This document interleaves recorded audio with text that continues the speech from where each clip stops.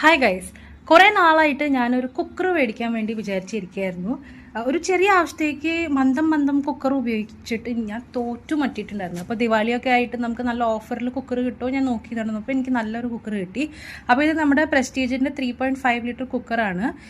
Stainless സ്റ്റീലാണ്. കൂടാണ്ട് ഇതിൻ്റെ base tri-ply ആണ് കേട്ടോ. അതായത് നമുക്കിത് ഗ്യാസിലും വെക്കാം, പിന്നെ നമുക്ക് ഇൻഡക്ഷനിലും വെക്കാം കേട്ടോ. അപ്പോൾ ആദ്യമായിട്ട് കുക്കർ മേടിച്ചതല്ല, അപ്പോൾ എന്തെങ്കിലും ഉണ്ടാക്കി നോക്കണം. അപ്പോൾ ഞാൻ വിചാരിച്ചു നമുക്ക് ചിക്കൻ ബിരിയാണി തന്നെ വെക്കാം. അപ്പോൾ മസാല കാര്യങ്ങളൊക്കെ ഇട്ടിട്ട് തക്കാളി പുതിനയിലൊക്കെ ഇട്ട് കൊടുത്ത് നന്നായിട്ട് മസാല ഒന്ന് വാറ്റി കൊടുത്തു. പിന്നെ ഇതിൽ നമ്മൾ മസാല പുരട്ടി ചിക്കനും പിന്നെ ബിരിയാണി റൈസ് ഇട്ടിട്ട് ആവശ്യത്തേക്ക് വെള്ളമൊക്കെ ഇട്ടിട്ട് 2 വിസിൽ അടിച്ചു വെച്ചു കേട്ടോ.